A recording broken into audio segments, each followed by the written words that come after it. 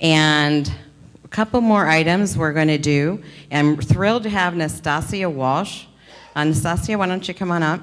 Natassia Walsh, many of you remember from last year, she was our keynote speaker and did a fabulous job explaining all the mechanics of stepping up. And she's the program manager for the National Association of Counties and has coordinated stepping up webinars for several years now. And so she's a familiar voice, even though you might not recognize her face, but but your picture's usually always on the webinar too, I think. So Natassia, you want to share a little bit, some updates from National Stepping Up and your organization? Sure, thank you.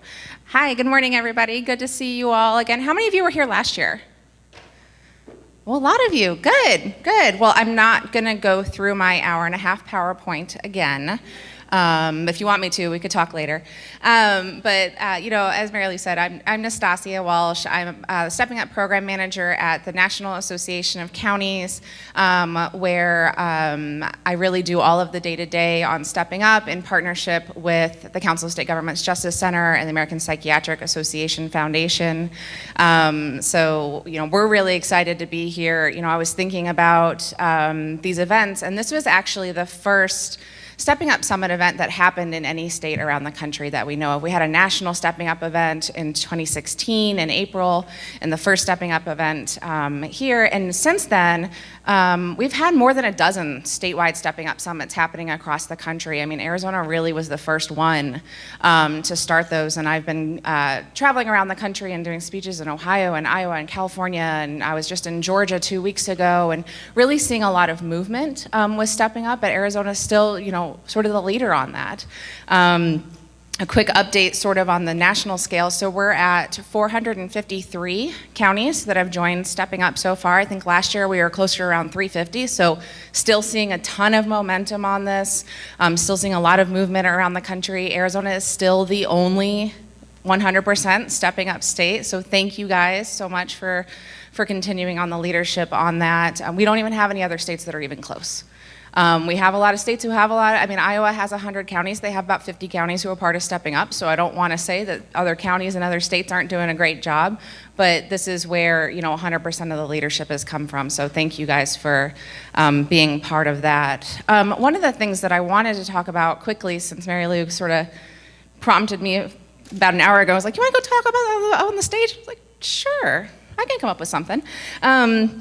So we have some new resources out that weren't here when I was here last year that I just wanted to talk about so folks can make sure that you can access those later. I don't have PowerPoints or anything, but we have some new resources out. So last year I spent a lot of time walking through my presentation, what we called the 6 questions framework. You know, is your leadership committed? Do you have screening and assessment? Are you tracking progress? Those sort of things.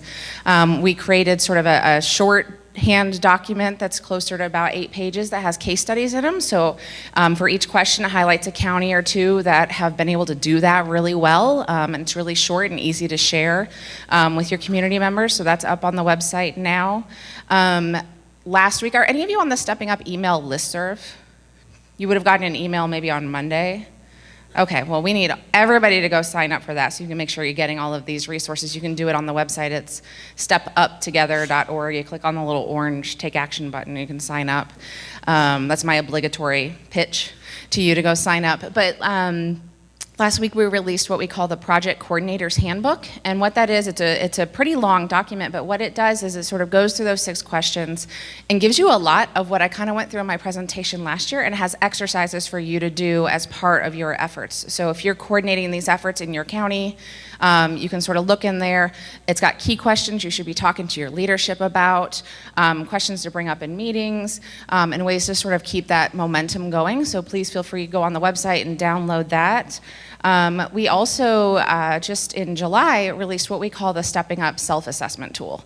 And that is an online tool that you can go in and fill out that helps you figure out sort of where you are in the Stepping Up process, but where you are sort of in your county's progress. So do you have a definition of mental illness that you're using? Are you screening people at intake for serious mental illness? Do you do follow-up assessments? And sort of walks you through, and you can fill it out, partially implemented, implemented, not implemented at all, and sort of track your progress. And you can come back in a month, in 2 months, in 6 months, in a year, and see where you are, and refill it out again, and see sort of, are we making progress on these sorts of things? Because we want to know, it's hard to keep the momentum going when you're not seeing improvement. I know that I don't like to go to meetings where we just talk about the same things over and over and no progress gets made, and this is a way to sort of track the progress that you guys are making. The other thing that the self-assessment tool does, it does two other things. One is it allows you to sort of compare where you are compared to the average in other counties across the country. So if you're saying, oh man, we're doing all of these things, you can see, oh, well, only 30% of other counties across the country are doing this. We're a little bit ahead, or we're a little bit behind. And so it gives you sort of a baseline of where other counties are. And the more counties fill it out, the better all of that will be. But we've had more than 75 counties across the country already start to fill that out, so it'll start to give you a little bit of idea of where other counties are. And it doesn't share individual level data, so if Gila County goes in there and fills it out, it's not like Maricopa County is gonna be able to see their data. It's all for you only, and for me, to be perfectly honest. I'll be able to see it too. And the other thing that it does is when you go in there and you say, we're not doing that, it automatically pops up with some resources to help you do it. So we don't have a screening tool set up in our jail right now. Here's a webinar and some resources about how to set up a screening tool in your jail. And so we really want it to be a good online experience for you all and really encourage you to use that. What else do we have? We spent a lot of time this year talking about how to better identify people as they're coming into your jail who have serious mental illness. And so we recently released sort of a short brief that really dives into how do you set up a screening tool? How do you figure out what kind of screening tool you need? What is sort of the three-step process for better identifying people as they come into your jail? So we have a new brief out on that. We've been really busy this year. Man, I'm tired. And then finally, we do have another webinar series this year. So this year we're focusing in on what we call the 4 key measures webinar series. So last year I talked a lot about how we would encourage communities to focus on what we call the 4 key measures when they're trying to set up their programs. And so the measures are reducing jail bookings, reducing jail length of stay, increasing connections to treatment, and then reducing recidivism. I'm pretty sure I hammered that into your guys' heads last year. But so we're doing a webinar series on that. The last one was just a couple of weeks ago. We talked about reducing length of stay. And then the next webinar is going to be on October 25th, and we're going to talk about increasing connections to treatment for people as they're coming out of jail. Because we know we want to keep fewer people with mental illnesses from going into jail at all, but we know it still happens. And so as you're thinking about this whole process, how are we making sure that as someone is walking out the door, that they are getting connected to treatment so that they are not coming back? And so that'll be the next webinar on October 25th, and you can register for that now. It's up on the Stepping Up website, so we'd love to have you guys join us for that. How much time do I have? Okay, I don't want to keep people from lunch, so I don't want to do that. But really encourage you guys to jump on some of those webinars. We'll do the last one probably in December. We are also still continuing to do what we call our rural, mid-size, and large urban counties calls. So last week we had large urban counties call just for the Stepping Up counties. It's a smaller group of folks. We had a presentation from a larger urban county who did that. Was Polk County, Iowa, which is sort of the Des Moines area. You might say, well, what do I care about what they're doing in Des Moines, Iowa? They're doing really great things in Des Moines, Iowa, and Dr. Naga was on the call, so she can tell you about what they're doing too. But those calls are open to any counties, anybody who's part of a county that has joined Stepping Up that's interested in doing more networking with counties across the country who are also doing that work. Because we know if you're anybody from a rural county in here? Or a smaller county, mostly bigger counties in here. So we know that a lot of times rural counties are like, man, I've heard about Los Angeles, and I've heard about Chicago, and I've heard about Phoenix, and I've heard about some of these big things, but what am I gonna do in my county? In my little county, we don't have a lot of resources. We don't have a lot of mental health. We have huge geographies. I know we've got huge counties in Arizona, geographic huge counties in Arizona.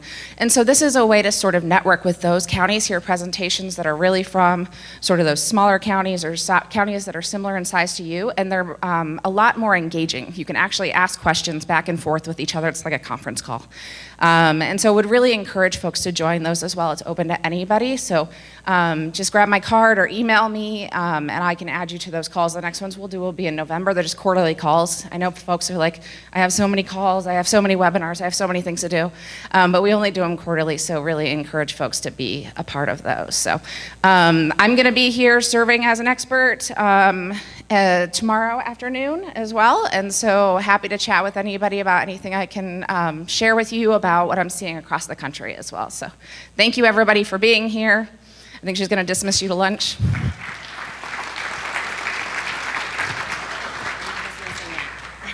Thank you. Thank you, Natassia. Not lunch yet. We have a wonderful surprise that you may have seen out in the hallway earlier, some of the folks, but Michael Johnson with the Arizona Complete Health and Sean Deegan from Pima County Sheriffs are going to share some of the work they've been doing most recently with their friends.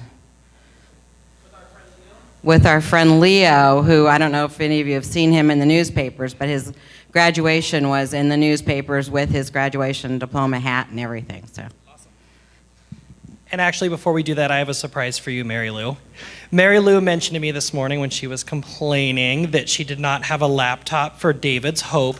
So we went at lunch and we purchased a laptop and a bag and a lifetime membership to Microsoft Office for Mary Lou. So thank you so much for all the work that you're doing, and we are so proud to have partners like you. It's really these partners like these guys that really make our work meaningful and the work that we do possible. So thank you, Mary Lou and David's Hope, for all the work you're doing. And now you guys officially have an organization laptop and you don't have to use your personal laptop anymore. So complaining is good sometimes. And with that, our other partner, speaking of partners, Detective Sean Deegan's here with our buddy Leo. So if you've not had a chance to meet Leo yet, Leo is the Pima County Sheriff's Office Crisis Response Canine. So he's one of three. We funded this partnership philanthropically through what started out as a little bit of a crazy idea. And with the help of the Sheriff's Department, we've been able to get Leo out and responding to critical incidents. He is not a bite dog. We get that question a lot. People are like, can I pet him? Yes, come pet him. As you can see, he's super hyper and energetic, and he's a great boy, but I'll let Sean talk a little bit about what he does and why Leo's so important. So this is Deputy Leo. He's 15 months old, still a puppy. He loves Mike, hangs out with him quite a bit. I work as a detective in our mental health support team, our MIST unit in Tucson, and one of the things that we thought about when we approached Simpatico at the time was, as we go do field order and pickups for maybe revocations or amendments to somebody, having a dog present to help reduce that stressful encounter. So we've used him a couple times when we've done that. It's really helped basically the person that is in crisis that needs to get back to the facility, or the doctor directs them back. So we use them as kind of a tool to help de-escalate that situation all the way through intake. And we'll use them in that capacity. We also are partnering with the Pima County Attorney's Office with our victim services. We'll be going out to visit with victims of crimes. We use them internally every single day. We had 3 officer-involved shootings a couple weeks ago, and one of the investigators, after a 36-hour shift, came in and was like, I need some puppy time, laid down, got his face licked for about 10 or 15 minutes, and was like, I'm ready to go back to work. So while we were doing training, he is a registered therapy dog. We went through Pet Partners, and part of his training, we took him into our jail to try to simulate basically a hospital surrounding without going into a hospital, right? Concrete walls, a lot of echoing sounds, people moving around kind of oddly, whether they're shackled or holding on to an IV bag. And then we took him into some pods, and really we're just working on obedience training. I was throwing a ball. The inmates were behind the glass doors, and we noticed that people were crying from behind the doors, and it was just the presence of the dog. They did some surveys on just kind of how they were feeling before and after, And we then started looking at, there was a reduction in some of the assaults on staff and then assaults between inmates after our visit. So Chief Waltney, who is here in the audience, who is our chief in charge of the jail, first day, I think, Chief, you said we need a dog, and then the next day it was, no, I want 2 dogs. So we have 2 dogs that work full-time in the jail. They are Luke and Leia. They're his younger brother and sister from a different litter, but the same breeders. And they're doing phenomenal things really with our staff there. Not a whole lot of interaction yet with the inmates as they're not completed with their training. And then we were again approached and started talking to our first responder liaisons with Arizona Complete Health, and crisis mobile teams in Pima County spend 25% of their time in schools. And what we've then started talking about was, hey, why don't we try to bring some of this to a school and maybe reduce the amount of time. And I think Maria was just saying out in the hallway that in Santa Cruz County, 40% of the crisis mobile teams are going to schools. So we're going to bring on 2 more dogs is the plan. We're working on trying to work out agreements with the school districts to do that, to help with that. So I think our program is awesome. We appreciate everything that Arizona Complete Health has done with the gifted money to fund our programs. But this is his job all day. We do nothing but walk around and make people feel good. We have brochures out on our table. He's got trading cards if you don't have one. All 3 dogs have their own Instagram accounts. We encourage everybody to follow them to see what we're doing. But thanks again, Mike. I appreciate it. And thank you all for being here today. Thank you.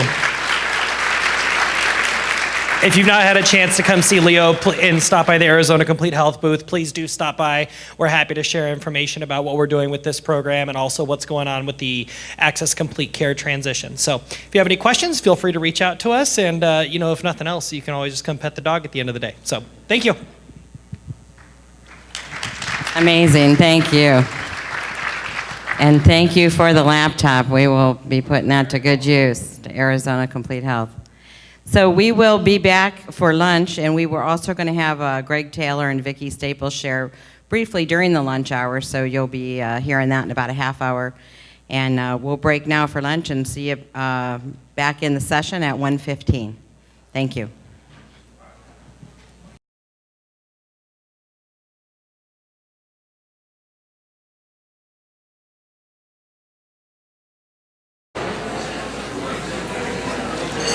I'd like to introduce Pat Benchik, who is going to be our next speaker and also our moderator for our panel. He's a 46-year veteran of the Arizona Behavioral Health Services. Pat retired June 1st, 2018, so he thought, where he served for 5 years as CEO. At Connections AZ, Pat oversaw the company's operations for Maricopa and Pima County's crisis program locations, the Urgent Psychiatric Care Center, UPC in Maricopa County, as well as the Crisis Response Center, CRC, in Pima County. That's a mouthful. These crisis centers represented the front door for the bulk of court-ordered evaluations, which he's going to be talking about, in both Phoenix and Tucson. Pat's experience in public executive leadership includes serving as assistant director at the Arizona Department of Health Services from 2012 to 2013. In this position, Pat was functionally the CEO, leading business and program operations for the Division of Behavioral Health. Prior to his work at the state, Pat Benchik was the Behavioral Health Administrator of Pima County, where he was responsible for COE and other county health and corrections-related behavioral health programming. From 1992 to 2009, Pat served as CEO for the nonprofit organizations COPE and Development Design Group. Let me introduce Pat Benchik.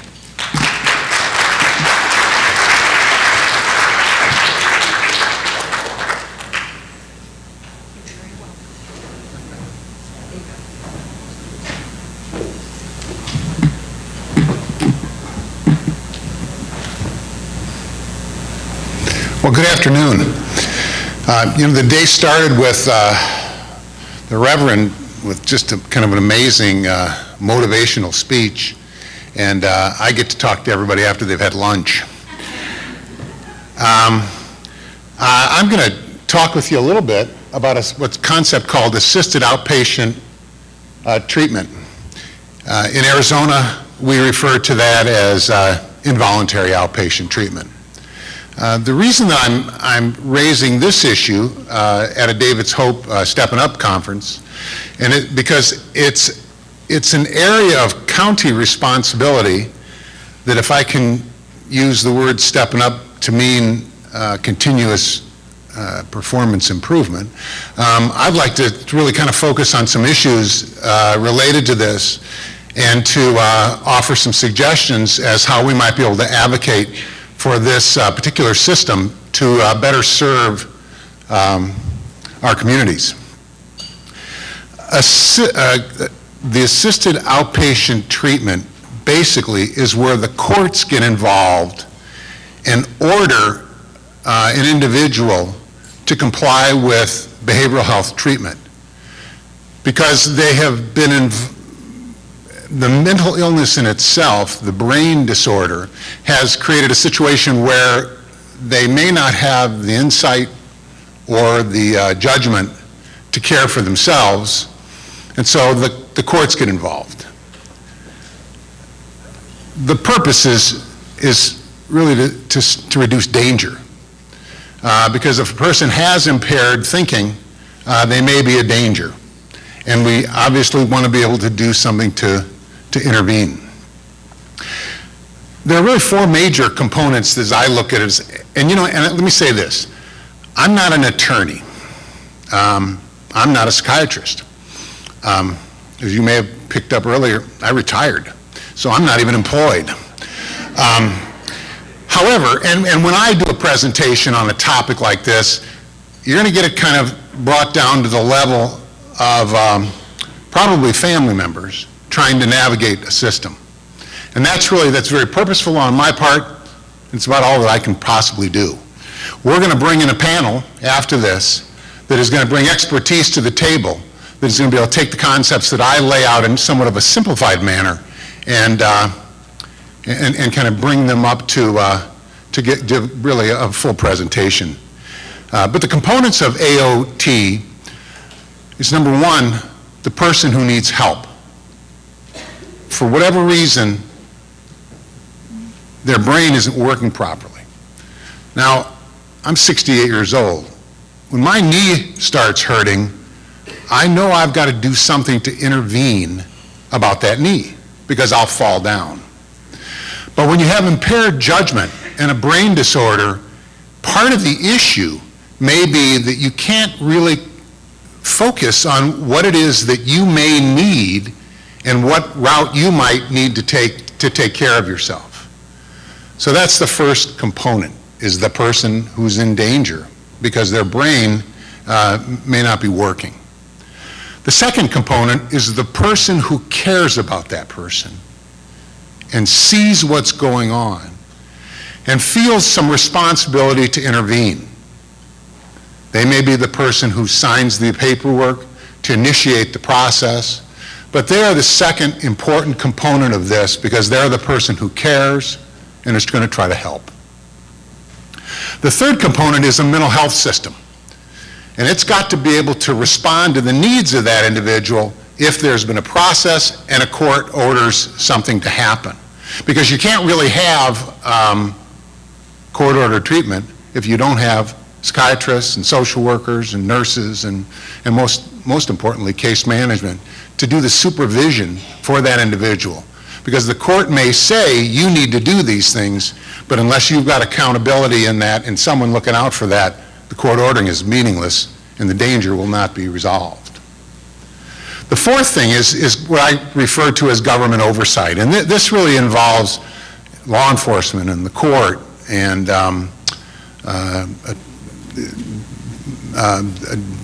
the public attorney's office or county attorney's office that oftentimes is left with the responsibility to oversee this. But they're the ones who worry about process, and they also are the ones who pay for the court-ordered evaluation. That opportunity to be able to see that person and determine whether someone needs to intervene to help them. So why AOT? According to SAMHSA, it's a best practice. 46 states have some sort of AOT. According to SAMHSA, the outcomes will improve for the individuals, it engages families, and it reduces cost. Studies show that really once the individuals are involved, hospital costs drop, arrests drop, criminal justice system involvement drops, homelessness is decreased, victimization is dropped, and violence is reduced. So this is a very, very effective tool if it can be accessed and if it can be used. I want to talk a little bit about the Arizona statutes. And again, please understand, I'm not an attorney. But there are certain concepts that come out of those statutes that are important. Concepts that are basically the foundation for what the Arizona process creates an opportunity to have. One is least restrictive environment. Definitions of mental illness are covered in the statute because certain types of brain disorders are covered, certain types are not. The statutes define how to protect an individual's civil rights. There's statute pieces, and this is ARS 501, 501, let's see, I think it's Chapter 5, Title 36, Chapter 5. But there's also provisions in there for notification of families, so families can stay involved. This is an enormously important tool for families. The right to counsel, timeliness. We're talking about taking an individual and taking away their rights to move and being detained, and so they need to have counsel. There's also sections in there about offering an individual's opportunity to go voluntary rather than to be forced into treatment. So once a person may be being detained, in a while they may go, really I don't want to be tied to the court, I'll just go get voluntary treatment. Also, there's explanations about who's responsible for the cost. One of the most important things to me is it deals with liability, because oftentimes what's driving long lengths of stay and people staying in emergency rooms long times are fears about liability. But the statutes 14 times direct people to act in good faith, and that you will be protected if you act in good faith. And that's an enormously important part of this, because if we're going to take away a person's ability to kind of live freely, you better be protecting the people that are involved in the process. Our statutes are also, I think, just exceptional. They've got the typical danger to self and others, but we also have got grave disability and persistent or acute disabilities. We have both processes for the emergency process, and non-emergent. If you think of this process and you think about the various people that are involved in this, there are all kinds of different perspectives that I think that we should be listening to when we think about utilizing this resource. Perspective of the patients who get involved in this and their advocates. The perspective of the families. And I can't overstate the importance of this sort of a tool when a family member sees another family member struggling and decompensating, and the family member just needs to help. And this tool is one of the tools in the toolbox that can allow a family member to get involved and help that troubled loved one. There's a hospital perspective. There's all those county kind of courts, law enforcement, administration perspective. Defense attorneys have got a view of this. And did I mention law enforcement? There's some things the statutes don't do. They don't They don't deal with children. This is an adults-only statute.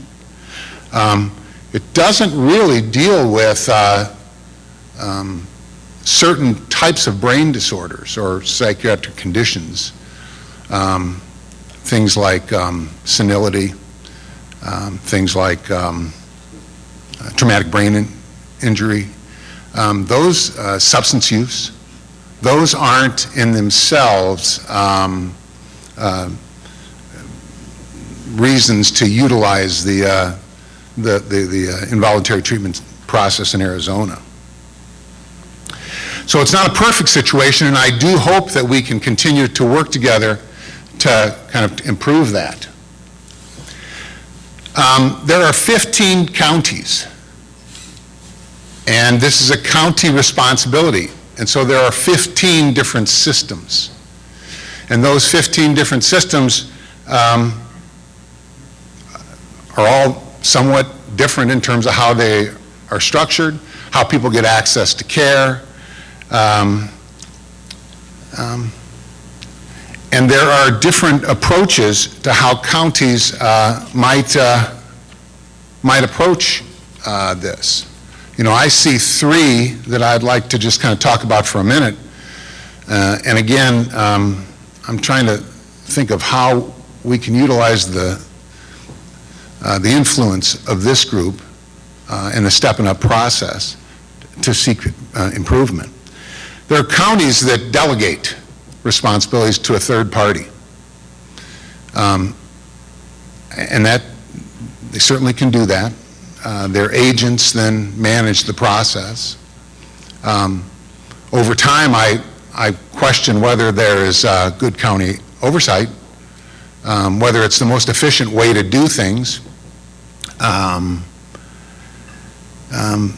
are counties that minimize this, small counties that don't have a lot of resources. What that means is that people don't get access to this tool, and people with mental illness end up in county detention facilities. And then there's counties that actually kind of manage this closely. And I would recommend that we take a look at that as a very, very positive way to do this. The counties can pull together people with different perspectives and talk about systems and system improvement. They can track trends. They can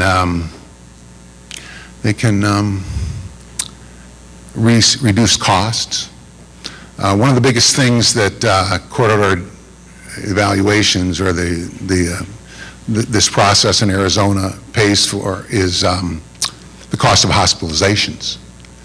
Hospitalizations are very expensive, and the money saved by managing hospitalization costs can be reinvested in other ways to benefit folks with mental illness and solve other county problems. But whatever the county processes, or whatever their involvement in this, what I would like to think is that we have an opportunity here with Stepping Up to bring our focus to the 15 counties. And try to increase the amount of management and oversight. Increase the amount of information for families and others to understand how to access this tool. It'd be great if the counties got together and kind of talked and gathered data and talked about what worked in their county so that other counties could often also benefit from the experience with the others. The other thing that I'd like to say that I'd like for counties to consider is to kind of resist the sort of thing that happened last year when there was a major move to change these statutes. Again, everybody can be critical about various parts of the statutes, and maybe somebody thinks that it's too confusing. I think they're really amazing, what we've got in Arizona. And what happened is that because of overutilization of emergency rooms by behavioral health patients and what turned into boarding excessive boarding in hospitals and lengths of stay that were beyond what the statutes would allow.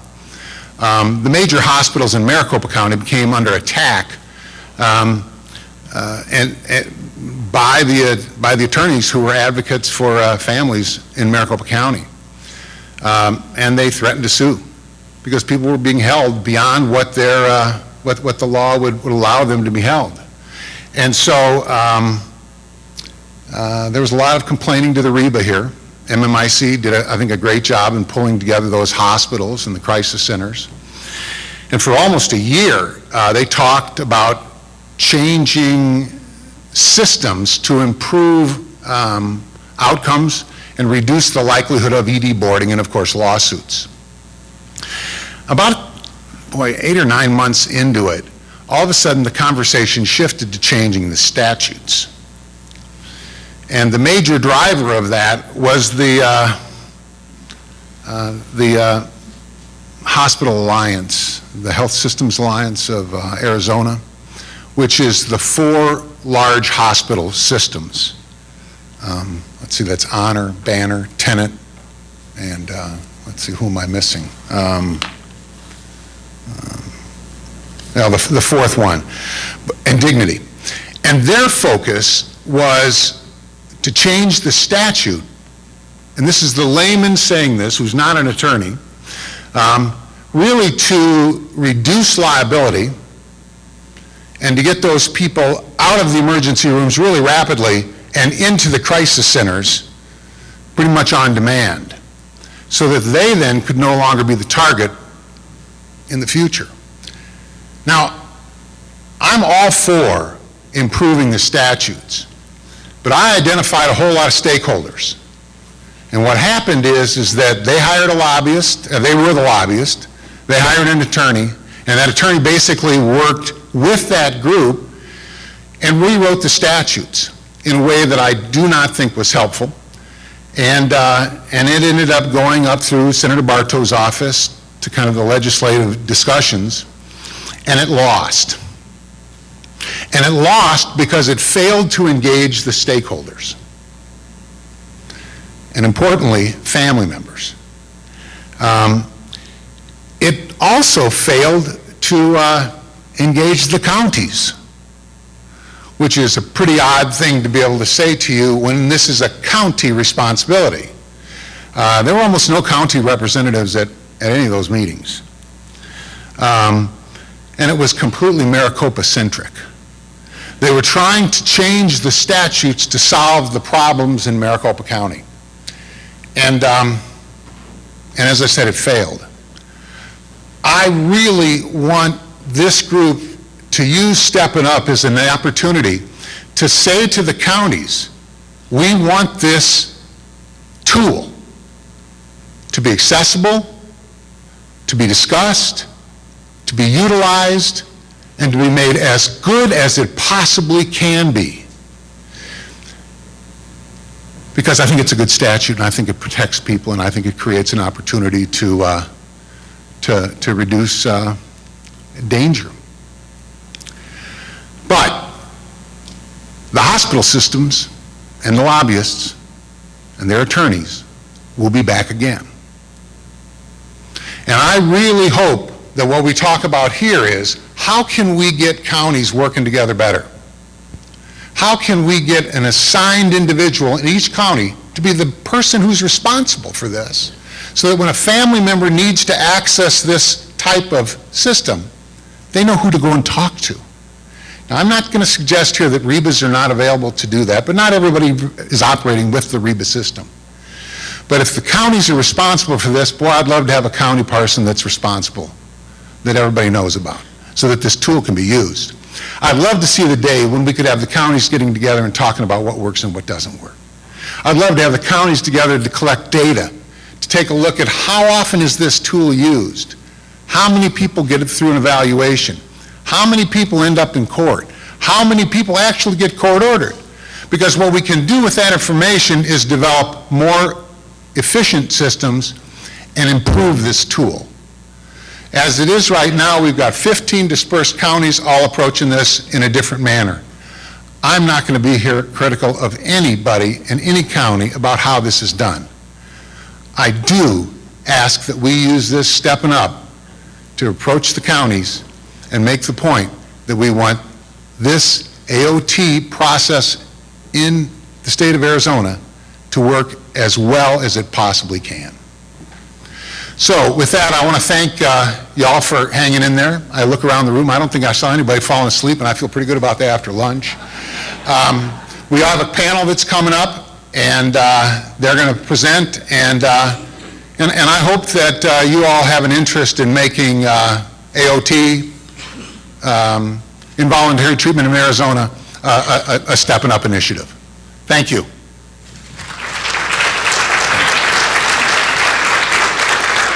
If I can have the panelists come up now, please.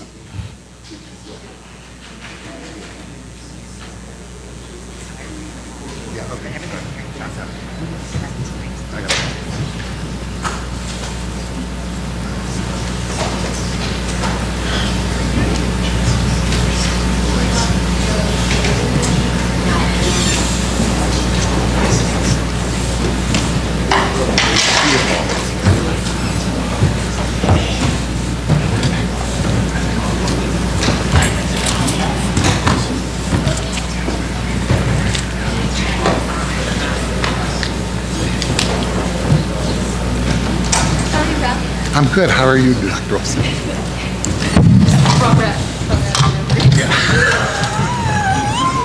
Yeah, you know, it's amazing being detached from it. That's a very good thing.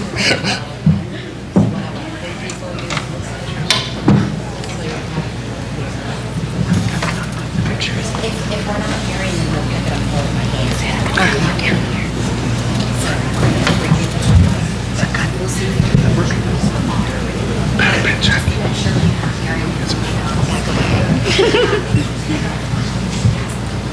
Okay, good, good. Okay. Okay, all right, I'll be watching for you. Okay. All right, well, thanks for hanging in here. I'd like to introduce, or ask the panel members to introduce themselves. Mary Lou's asked me to moderate. I told her I didn't exactly know how to moderate, but I'm going to do my best to moderate. So, but I think with a group like this, I'm not going to have a whole lot to do here. But if you would you please all introduce yourselves? My name is Dr. Carol Olson. I'm a psychiatrist. I'm chair of the psychiatry department for Maricopa Integrated Health System.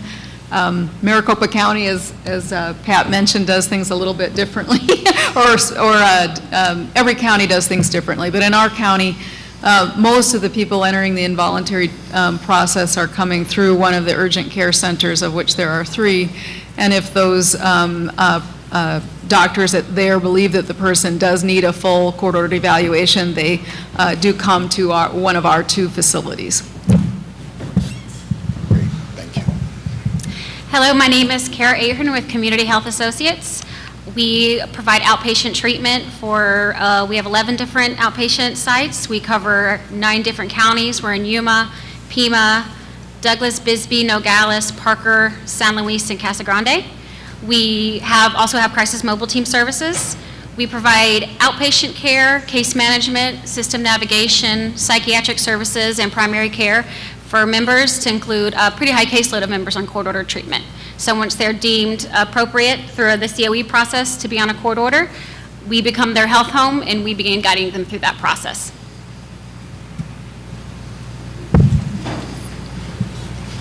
Good afternoon. I'm Paula Pereira. I'm the supervising attorney of the Health Law Unit of the Pima County Attorney's Office. I've been in that position for longer than I care to recall, but since 2000, and I supervise the attorneys that are involved in the civil commitment process for Pima County. Thank you. My name is Sam Nagy. I am a, let's see, what am I? I had all this memorized. I work as a behavioral health technician for a direct service provider down in Tucson, Arizona. I'm a behavioral health technician, also a recovery support specialist, but I'm also a person within the community here in the state of Arizona, and have a voice now for what recovery is for me, what has worked, what has not worked, and really glad and blessed to be here. Thanks. And I'm really shaky for some reason. Hello, my name's Maria Johnson. I am the Crisis and Outreach Director in Pinal County under Horizon Health and Wellness. We are the primary mobile team. We are one of two options to initiate the involuntary process. My team is community-based. We also have an observation unit in Florence, and there is an inpatient facility also located in Casa Grande. I've been working in Pinal County for 15 years, of which 14 I've spent in crisis.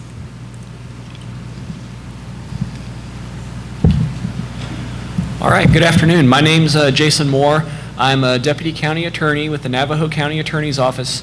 Over the last 15 years, a little over 15 years now, I've been a Deputy County Attorney handling mental health and Title 36 commitments in both Navajo County and prior to that, I spent about 5.5 years doing the same thing in Apache County. So, you know, I've seen a little bit, and you know, I've seen a lot of room for improvement in our mental health care system.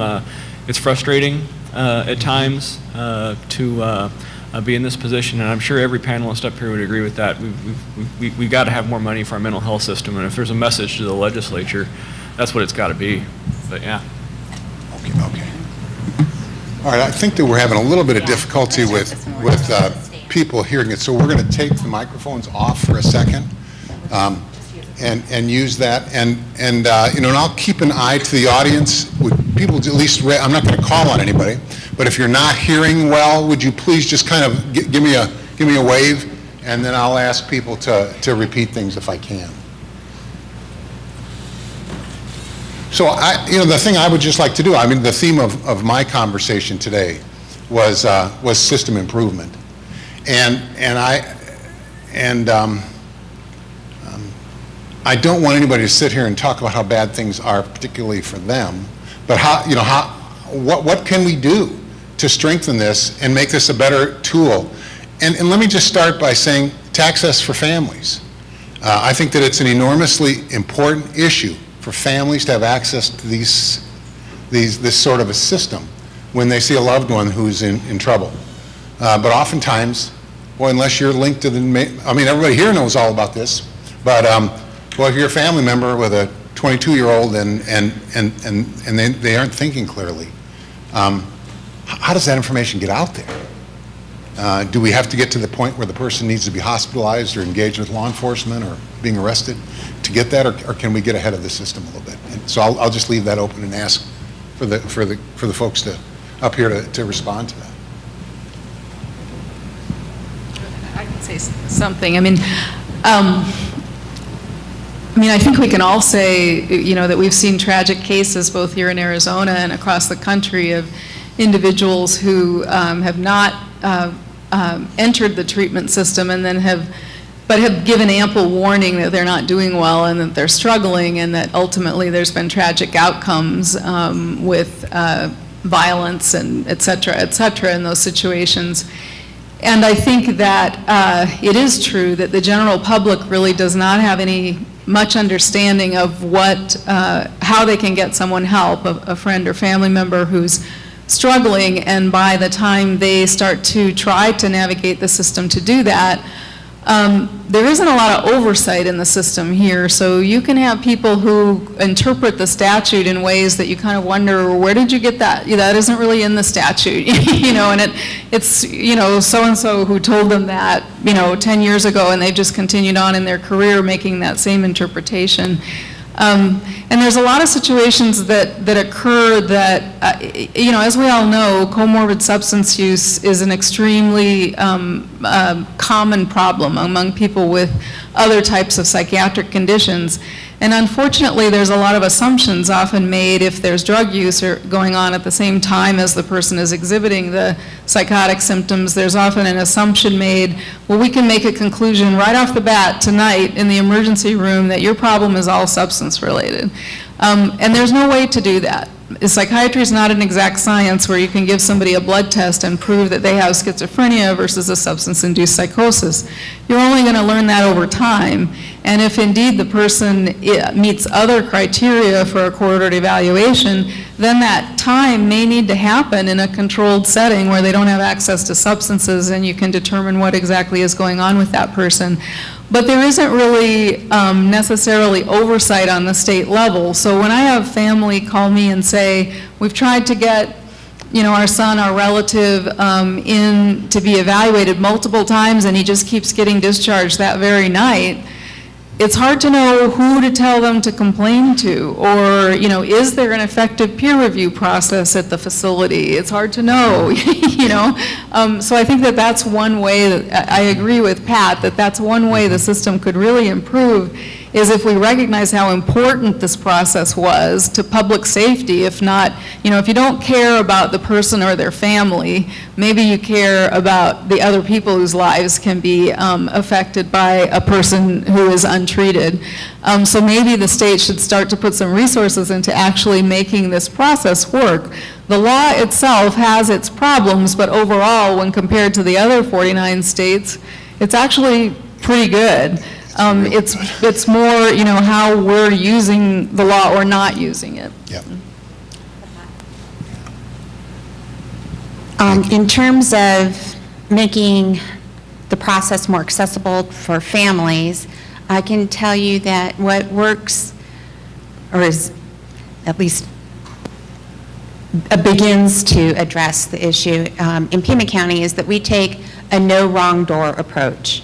So it doesn't matter if you show up in the emergency room, if you show up at your primary care doctor, you show up at the crisis response center, you show up with law enforcement, however you are touching the system, they're all educated on what the civil commitment process is, but also what the resources are in the community that can help tease out, is this purely substance abuse? Is this is this a dual diagnosis person? Is this all mental illness? Is this something else? Is this, because it's not just young people, there's the elderly, where you'll get somebody from a nursing home who has a urinary tract infection and they're being brought to an emergency room because they're acting out. And really what they need is antibiotics, and it's not really a Title 36 situation. So I think that's a first step. If the whole community engages and says there isn't a wrong door for people with mental illness, it's any door, pick any door. The system is here to support you and your family. The next thing I think would be important and that we engage in is education at every level. So we have teams that go out to the schools. We are heavily engaged with our law enforcement. Our law enforcement is heavily engaged with the community.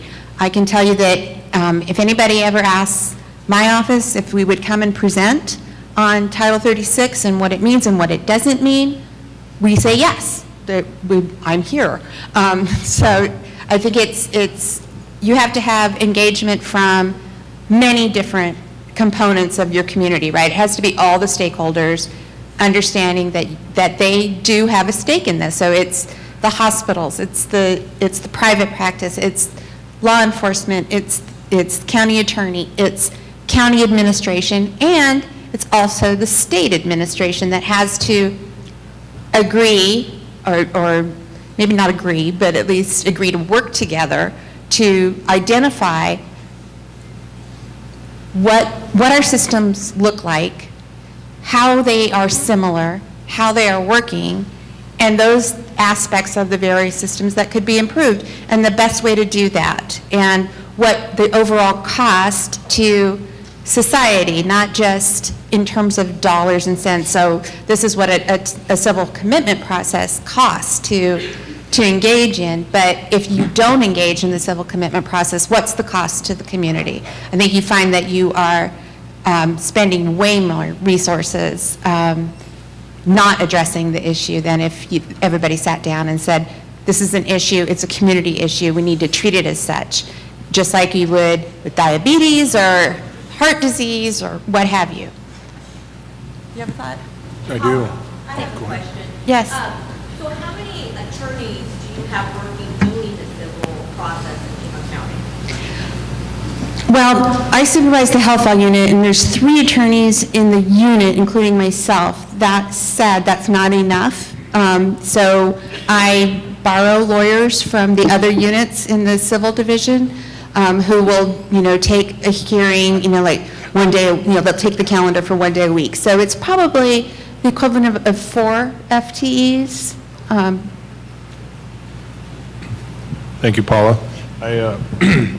In Pima County, definitely give a huge shout out to the collaboration as I've been through the process myself, and I don't know why I'm nervous. I haven't even speaking business, but I'm like shaking up here.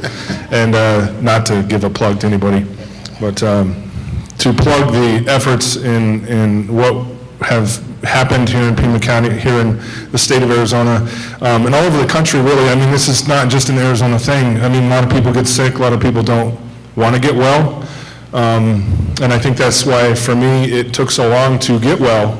I used to smoke crack and drink alcohol around the streets, and I think I do better with a wireless mic is what's going on.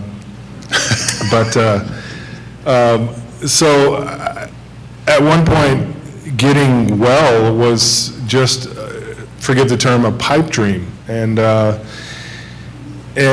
was reading through some of the material tonight, and in 2003, when Jason Moore started doing his thing, that was the year I got into it, and 27 charges in the summer of 2003.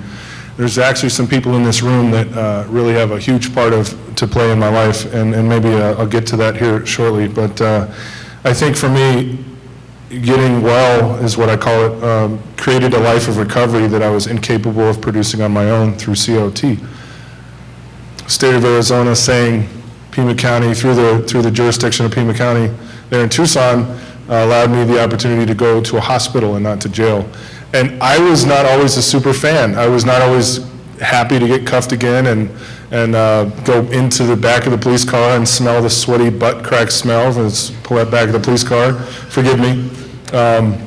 It wasn't cleaned every day, but I wasn't such a fan of going into the hospital and being taking my freedom away. And once I started to realize how much of an important thing that was to continue to get better, and by the influence of others,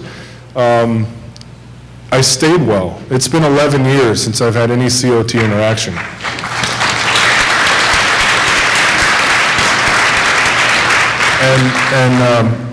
And just to say that is sort of untrue, because I do work with people on COT now, but as a behavioral health technician and a recovery support specialist, I love what I do. I don't get enough opportunity to share about the collaboration that I've been benefiting from for the last 15 years of my life. I'm a changed man. I'm an individual who has goals and dreams, and there's a person here particularly that I've walked with through for the last 8 years, and he's sitting over at the table. His name's Dennis, and we worked together in the jail, and I got to mentor him and walk with him and many people. But the point is that I'm here today for a reason, and he's here today for a reason, and my buddy Dan Haley and Kate Lawson are here for a reason, and all of my other friends within the Pima County Department of Justice, and really assisted me in seeing a different way. The last thing I really wanted to add was I liked what you said, Pat, about getting communities and counties working together to change the culture of behavioral health. And that's what I'm all about, is really just changing the culture of behavioral health. And if anybody needs like a liaison to share to their departments or what have you, I'd be willing to come around and speak to you after this panel. But I'm so glad that these type of conversations go on, because a lot of the reason why I stayed unwell, and working with NAMI, National Alliance on Mental Illness here in Southern Arizona, NAMISA, I've been able to voice my get my voice out of the darkness and raise awareness that people do get well. People stay well. People become business owners and taxpayers and contributors of society. It happens. I'm proof. Dennis, my buddy, is proof. And for that, I'm grateful.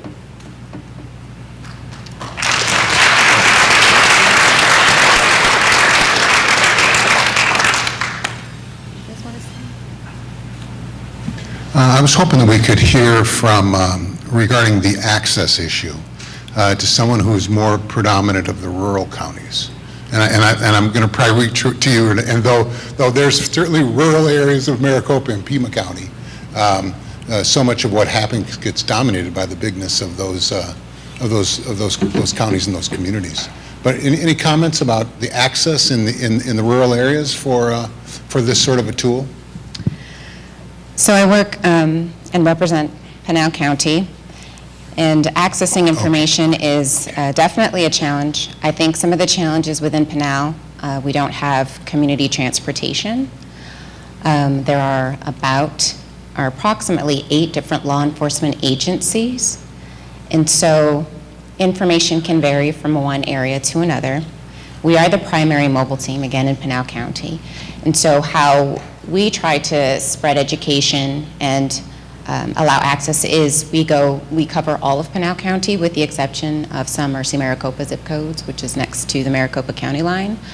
But believe it or not, as I meet with law enforcement and I meet with providers, go to community meetings, there are still people who do not know about the Title 36 involuntary process or crisis mobile team services.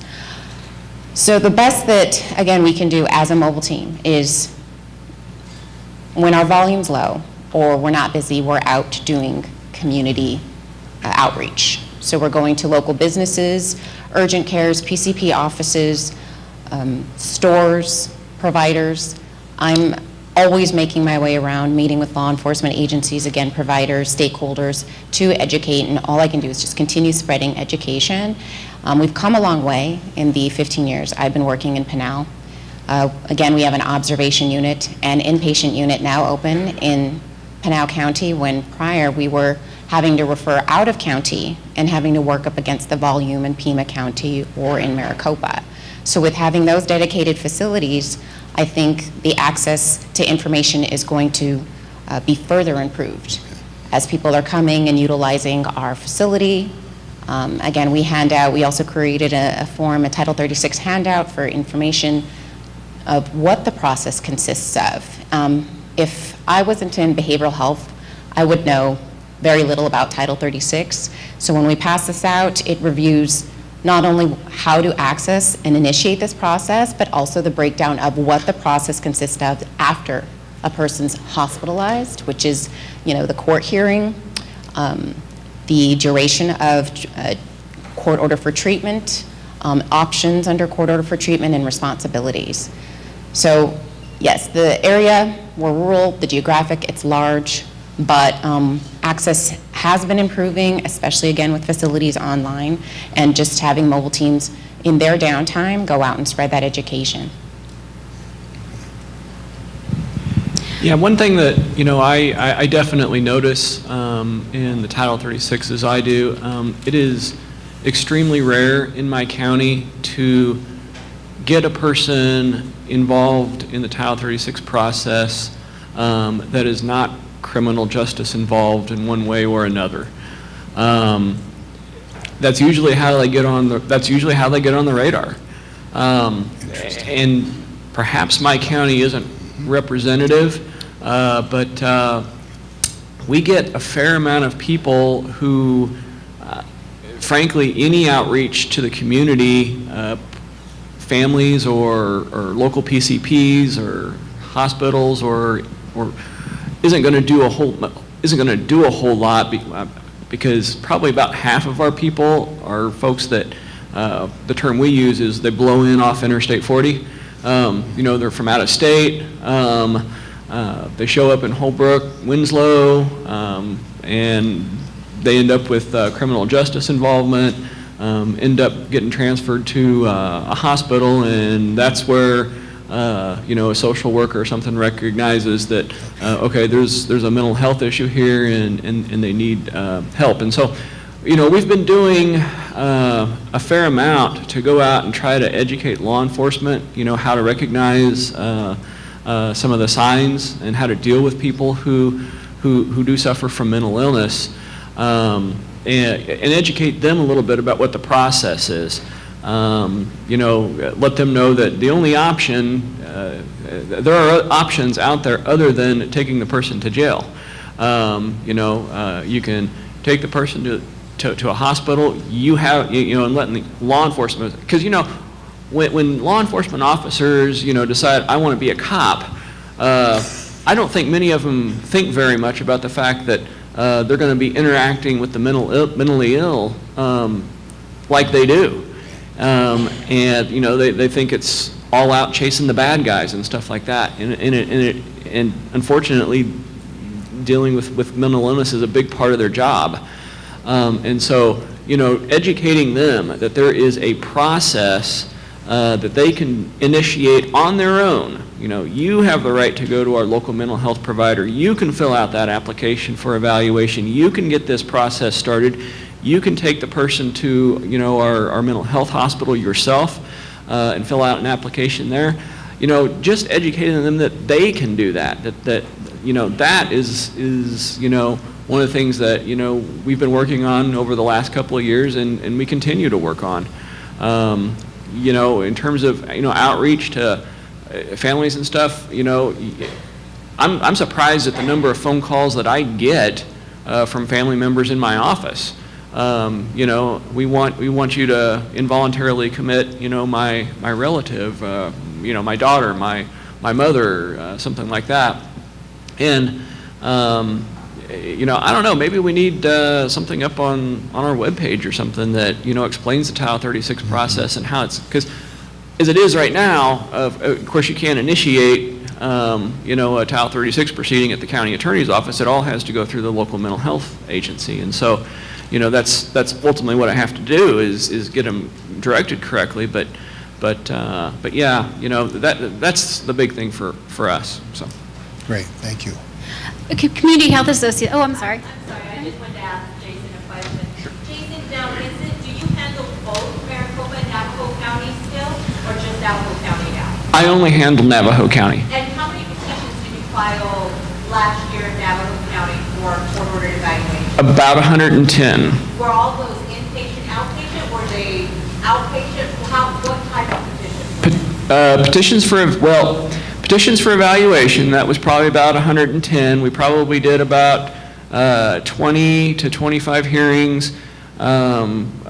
We probably didn't have any that went to hearing that weren't titled. Does that answer your question? Okay, yeah. So that gives you an idea of the numbers. And I'll tell you, the numbers in my county have doubled since 2008. When I first joined the county attorney's office there, we were doing 50 to 60 a year, but the last three, we've cleared this. Last two, we've cleared the century marks, and we're on the century mark, and we're on the pace to do it again this year. So, yeah. Before you speak, I just wanted to add one thing here. When I talked with the committee about this sort of a process, one of the things I said was, should we reach out and ask for kind of audience participation? And so, and Chair, I appreciate you asking two very pertinent questions. But the committee basically said, well, we're afraid that we'll run out of our time. And so what we really want to do is hear from the panel members. So Sherry, thank you. And we'd like for people to hold off questions until they see any of us walking around afterward. And then please feel free to raise any questions that you might have. So are you okay with that? Okay.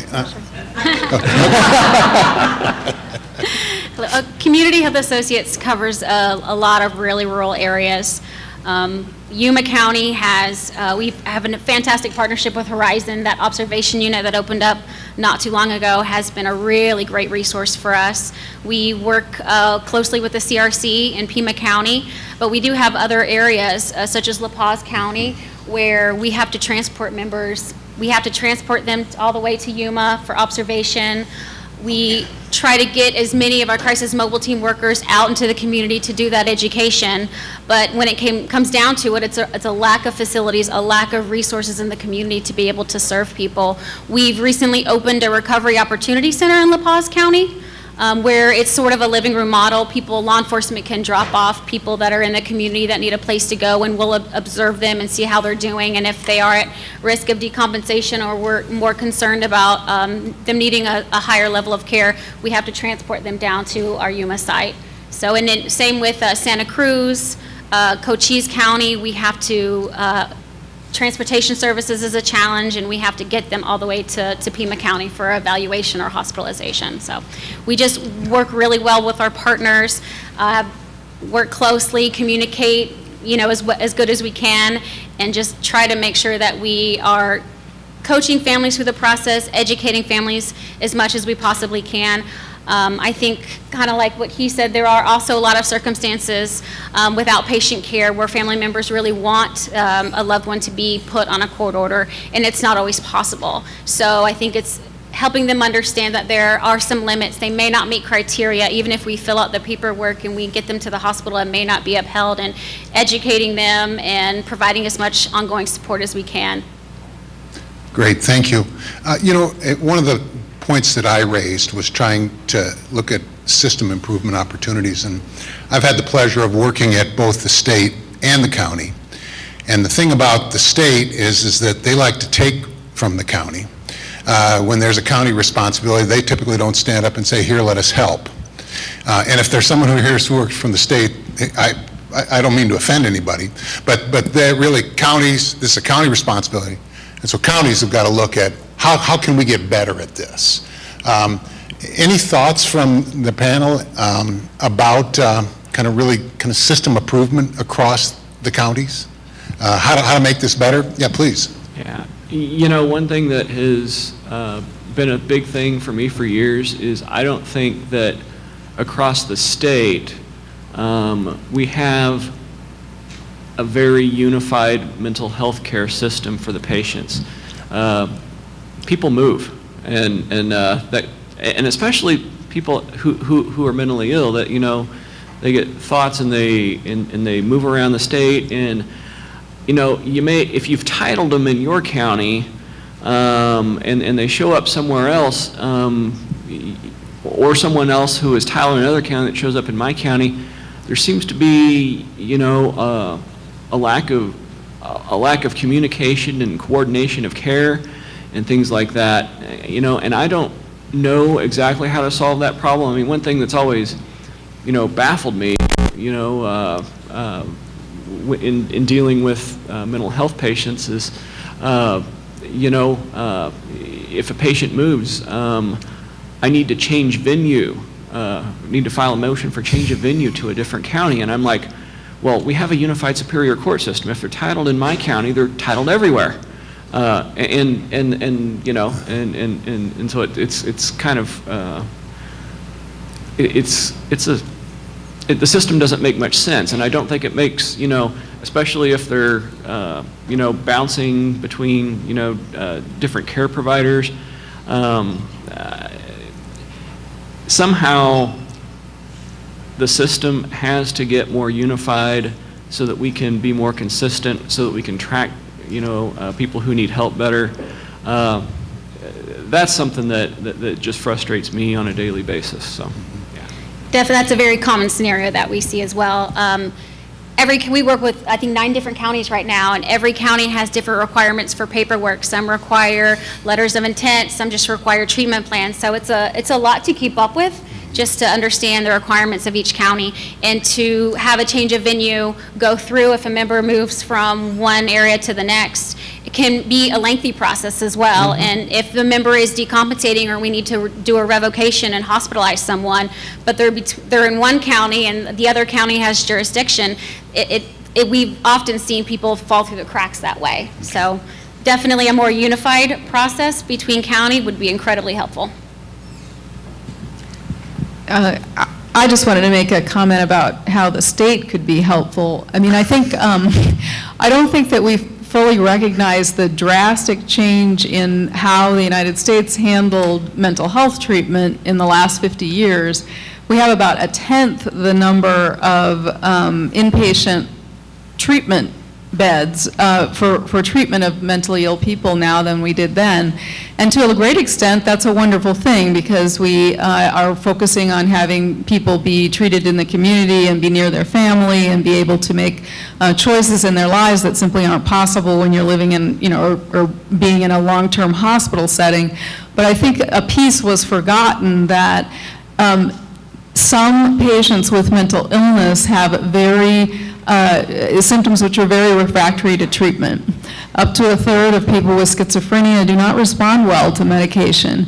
And it would be one thing if those people were in a setting in the community and able to function well enough that they're not ending up getting arrested and going to jail, but that's not what happens. A lot of them do get arrested and go to jail. And I'm not trying to say that that's the majority by any means. It's a small minority. The problem is that small minority then it takes up lots of beds in jail, lots of beds in prison. They're not in the right place for them. It's not very humane at all for those people to be there. And if we look just at Arizona, the number of beds at the Arizona State Hospital for residents of Maricopa County is capped at 55, and that cap has been in place since the early 1980s. It hasn't changed despite a huge growth in population. And so we're stuck in a situation where, yes, a person can be put on a court order for treatment, and they can be treated in the hospital to the extent that they improve such that they're not a danger to anyone in the hospital. They will be considered appropriate to be discharged to the community. The problem is that if they choose not to stay in whatever place in the community has been set up for them, and they end up not doing well because they're on the street and they don't have their medication, and they end up doing things that are kind of nuisance type crimes and going to jail, they just cycle in and out and in and out and in and out of the same thing over and over again. It's not like, for the law enforcement people in the room, it isn't like when you get a court order for treatment, you're sentenced to some definite amount of time in the hospital. The rules that insurance has for medical necessity for hospital treatment still exist. So to the extent the person gets well enough that they don't appear to still need a hospital, even though everybody kind of understands they don't really have insight into their illness and don't intend to follow through with treatment when they leave the hospital, they will still end up getting discharged from the hospital. They will not be staying in the hospital. And so I think that creates a lot of frustration and creates a lot of ill feeling about the mental health system, basically, because there's kind of an understanding, this is going to be like the person's on probation. And if they go out and they're using drugs, which is a violation of a term of the court order, that, they're going to get put back in the hospital for some period of time. And that typically does not happen. Or if they are brought back, they're taken to a crisis center where they stay for a day or so, and then they're released again. So there's a lot of areas where, I guess what I'm trying to say is, I don't think, although Title 36 is life-saving and extremely important for the majority of the people, I think, who get it, it isn't a be-all and end-all to everything. And the other side of it also being that on the treatment side, there's some people that seem to feel that, well, this person is on a court order for treatment, therefore it isn't important that I have a good relationship with this individual and that I care if they're having side effects, and that I'm going to try to my best to have this person be engaged in treatment and be willing to get treatment. If a person wants to escape a court order for treatment, they just need to move. Nobody's going to be going after them if they move to New Mexico. And so that type of situation where the person just absolutely hates being involved in treatment, feels that they've been abused or mistreated, just creates people that are like hobos going from state to state. So, there's a lot of problems that need to be worked on. Yeah. And can I take off on that just a little bit? Mm-hmm. I was shocked as an attorney to find out that one of my Superior Court judges can order a person to be treated at the Arizona State Hospital, and that local treatment is not appropriate. and that order's been entered, and it doesn't mean anything. In the end, it's up to the Arizona State Hospital whether they want to take that person or not. And that's really bad because our local treatment centers, it's got 16, we're a 16-bed hospital. That's all the room they've got.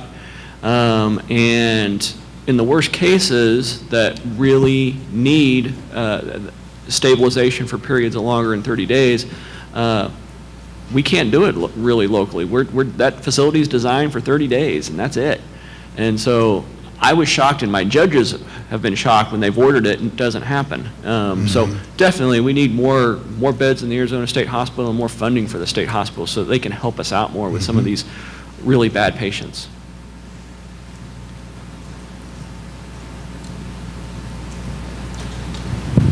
If I could add, one of the barriers we've also come across with COT is funding.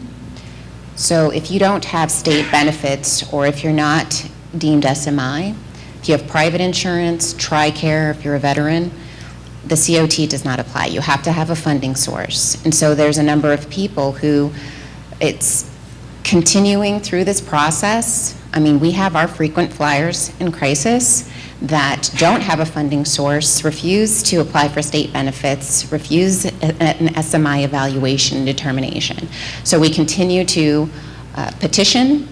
The county covers the few evaluation days, stabilizes them on medication, and then they return to the community without a COT in place to monitor and require they are compliant with treatment. So I'm sure that is a need across the board, funding, but a specialized funding for that population to pay for court order for treatment. I think what I've heard from the panel, and it's certainly true in Pima County, is that we don't have the continuum of care and placement alternatives available for the population. That's not a one-size-fits-all. Everybody experiences their diabetes in a certain way. They're not all diabetics have all the same symptoms all the same time and require the same dosages of insulin. The same is true with mental illness. Some people require really intensive help and support, and others don't need anything at all, right? They never come into contact with the Title 36 process. They go to their doctor, they say, something's not right, I'm going to go to my doctor, I'm going to go get a script, I'm going to go fill it, and I'm going to take my medication as prescribed by my doctor. I don't think that the communities are equipped to handle that full spectrum that mental illness can present. And so that includes people who can't afford medication, can't make decisions to enroll for benefits, don't qualify for benefits, but also who may qualify for benefits but don't have the ability to pay for an apartment or aren't appropriate for a placement in an apartment on their own. They need to be in a group home, or sometimes they're not safe to be in a group home, right? But it doesn't seem that the system has developed to meet the needs of its members, of its community. And all of that, I think, is a function of resources, not necessarily intent or malpractice or a lack of will. It's just that there's only so much that we have, and we're trying to spread it so thin that people are going to drop through. And so I think that it's something that we need to think about harder and how we can fill in those gaps. What are some creative ways to do that? Should I use both mics, just really get that word out there? I think the approach, obviously funding is a huge factor here. I like thinking outside the box. Sometimes my wife says, "Why do you do that? Your head's already so big." That's where you laugh, okay. Focusing on community-wide crisis lines, I think that was a big thing that Pima County did a number of years ago. And there's Judge Shutter, oh my goodness. How are you doing? There's so many people that I can't say enough about. But so community-wide crisis lines, is a big thing because it really ties the community together. Having one central number that people can call in Tucson, I believe it's Pima County as well, 622-6000, or the new 1-800 number. There's referral lines, 211, which is a really huge referral number that people can call and find out what's available in their community, those types of things. The result of that equals collaboration. I've been writing up here, sorry, it keeps my mind active. Funding, team approach, consistency, those types of words come to mind. You can't take the jail out of the person, but you cannot take the person out of the jail without bail. That was a joke I came up with. But court order treatment, I think, kind of can be a little stigmatizing. So sometimes working on language, really just starting from scratch, working on how we talk about mental illness, how we approach mental illness, how we approach people with mental illness. For so long, I was a case, I was a number, I was not a person. And so I was diagnosed when I was 16 with bipolar disorder, and it really was challenging for me to do anything or receive any type. There's Sheriff, I recognize your face from the brochure at Navajo County. Sorry, I'm not just going to point out people, I'm sorry. But I think Navajo County really did a really amazing thing to talk about that as well, and they got recognized in some of the literature. And I was reading about just in, being a person with ideas, that doesn't make it just happened for me. I have to put that into play, and so really being a person first has changed my life. And it's also changed the way I treat people, it's changed the way I focus about mental illness, it's changed the way that I approach mental illness. Medications aren't the thing that just fix people and change people's lives. It's a community approach, and so a lot of the organizations we have in Tucson, Pima County are based on a community approach. They used to call them CSAs, community service agencies, volunteer programs, people who are willing to give up their time to assist and provide education and training. That really revolutionized me as a person, revolutionized me because I had a new idea of what mental illness was and is. It's not dangerous, it's not violent. Just because I'm a big guy doesn't make me I'm intimidating at times, but it doesn't mean that I have the propensity to be violent just because I have a mental illness.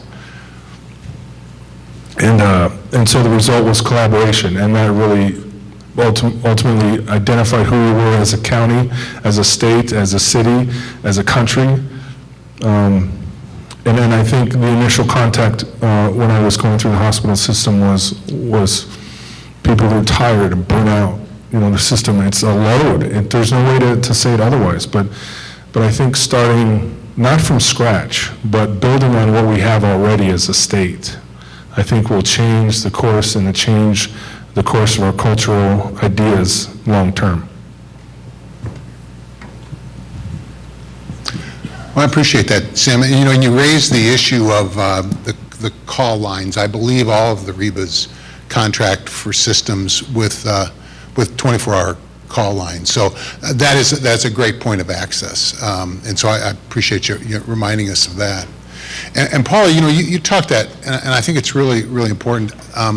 The idea that there are so many people that kind of fall out of the REBA system, clearly the REBAs take responsibility, and access clearly takes responsibility from the evaluation period to the day of the court, so for enrolled members. But the lack of funding and the lack of clarity in the statute about the responsibilities for court-ordered treatment is clearly something that I think is something that we, if we're going to talk about statute change, and again, I'm sure it's coming back, that might be one of those topics. Any thoughts of other things that we might be talking about if we were to take a look at how to kind of firm up the system? Clarifying funding and clarifying payment responsibility, I think, are two things. But any other ideas about how we might improve involuntary treatment across the state? One thing I would just say is I think it's really important to take each individual as they come and what their needs are, rather than having some kind of overarching philosophy that every single person who's mentally ill should, within 6 months, be living in their own apartment or whatever, because as it is right now, there are certain people with psychiatric illness tend to be more treatment refractory people who really do need somebody in the house with them every day, because at times their judgment is very poor and they'll allow homeless people to move in and they won't be able to take their medication appropriately, et cetera.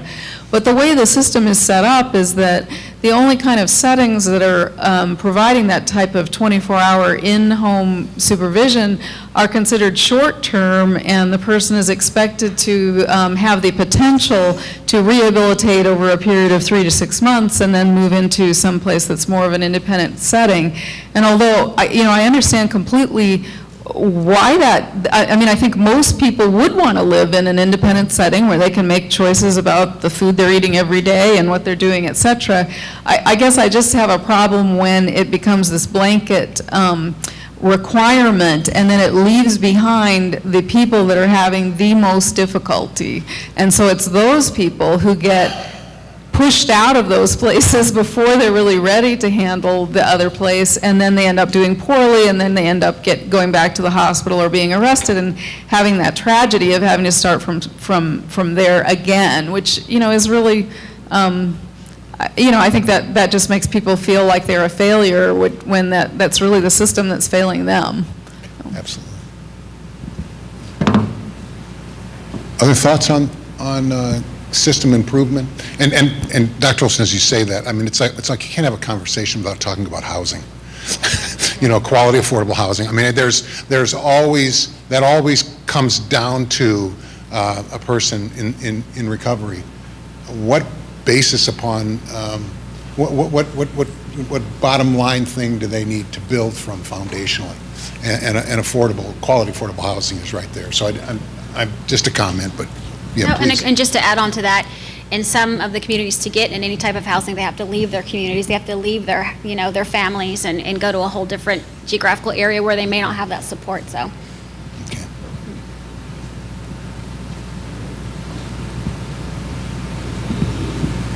Any other comments about potential for system improvement, if I might continue down that theme? I just had one other comment. As the population is getting older,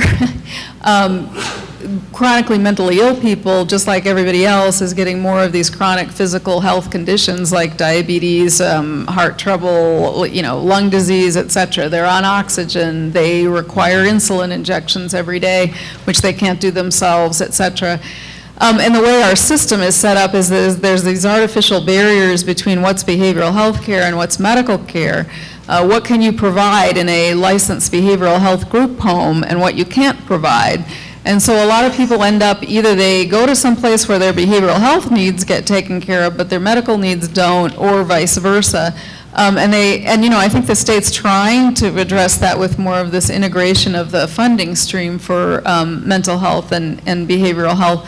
But nevertheless, it's still a huge problem. And from a hospital perspective, what I can say is that every single day we have 8 to 10 people lingering in hospitals in the community here who have very, very complex medical needs that need to come into the hospital for psychiatric treatment. But in general, most psychiatric hospitals in the community will not take people, even people with relatively straightforward medical issues, requiring dressing changes 2 or 3 times a day because they were intoxicated on the sidewalk and got burns or whatever. So relatively simple things. And so those are people who are spending sometimes weeks at a time in medical hospitals who would not normally need to be there. But they're kind of stuck there. So there's a lot of inefficiencies, I guess I would say, in the system that if it was a little bit more flexible, that wouldn't need to happen. I couldn't agree more with that. I think one of the barriers that we see is we'll have someone waiting for a placement for behavioral health needs, and they'll continue to get denied from one place to the next because of complex physical. So it's definitely an issue, and they end up not getting accepted for the treatment that they need because, you know, for one reason or another, they're not accepted because of their health issues. So that would be a great improvement. So I'm not really sure what other counties are doing, so if you're already doing this, my apologies, I don't mean to assume that you aren't. One of the things that I've seen that Pima County is working on, and we've been working really hard on it the last several years, is that we do take a community systems approach. So, for example, when somebody is booked into our jail, we have our computer system pings our REBA so that we know whether that person who's coming into our jail is a REBA member. And if they are, whether they are SMI, so that we can reach out to their outpatient treatment provider to know what medication is this person taking, what's the dosage, so that we can try and either restart medication or continue them on their medication. We also, because Pima County directly administers our COE payments, we have contracts with each of the hospitals that provide evaluations. We require data from them, and so we are able to track that data, and it helps us determine and assess what is the problem, how big is the problem, where are the gaps in our system. We don't have it all figured out, but I think before you can start figuring things out, you have to know what your system is and where those things are lacking. So I think that we also do Title 36 evaluations in our jail, so that people aren't necessarily released out into the community without having that connection to treatment. We have in-reach services from our REBA, so they have somebody who comes into the jail and meets with people and tries to get them enrolled, or if they aren't enrolled, or connect them with their provider and get them an appointment for when they are released from the jail. And so collectively, we all pull our data together to try and figure out what's going on with this person, how can we best address the needs and issues this person is experiencing.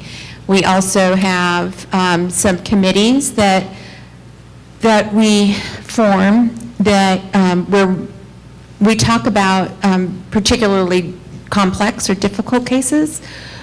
We get releases from the individual, and we say, okay, Joe's been in the ED 14 times this month, and he's gone through the jail 16 times this month. So what should we do? Or he's been through the crisis response center that many times. Something's not working for Joe. What can we do to make the system more appropriate, better, user-friendly for Joe? Instead of just, treat and release, treat and release, treat and release.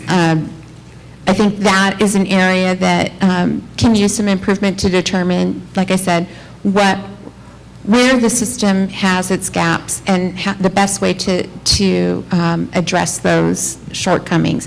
A lot of it is housing. Mm-hmm. The other thing that is important is data sharing, talking to each other, not just meeting. Meeting as a group of people is important, but also exchanging the various data. The county uses it, Pima County uses it, because we are responsible for payment and we do pay those claims directly. It helps us set policy about how we want our county to utilize Title 36 as a tool, and not a weapon or a punishment, and what is the best way to utilize this resource. And it is a universe of limited resources, so where should we be putting our resources? When we share our data and we talk to each other, we can come to a consensus. We know that not addressing the issue costs the emergency rooms a ton of money. We know not addressing the issues costs law enforcement a ton of money. We know it costs a ton of money to keep people in jail. We know, that there's societal costs, and it helps us identify those and helps us determine how we can shift our attitudes and our resources so that we most efficiently use them and provide people the best care that we can. Definitely agree. And it's something that I think recently I've seen get a lot better information sharing and data sharing, and it's made a world of difference. It wasn't uncommon a year or so ago for the health home to not even know if one of our court order treatment members went into a hospital, went to jail, went inpatient from one reason or another. And we weren't able to do good discharge planning, treatment planning, offer judicial reviews, get the member in front of the medical director for an evaluation. We would find out months later or weeks later. So it's also just really critical for some of our members that we maybe have lost track of. We don't know where they're at, and they end up at a hospital or they end up inpatient, to get that quick notification so that we can be really responsive and try to engage them back in treatment. It's recently, I think, gotten a lot better. We get a lot more alerts. We have the health information exchange and just really good communication and regular meetings with our system partners to make sure we're on the same page, especially with those people we know go inpatient a lot, having those intensive case staffings, thinking more creatively and out of the box, and coming up with as many creative solutions and engaging as many system partners as possible. Right on. I don't know if anybody knows what an ART meeting is. ART, Adult Recovery Team meeting. If it was a forensic ART meeting, what would it be? Oh, man. Anybody get that? Okay.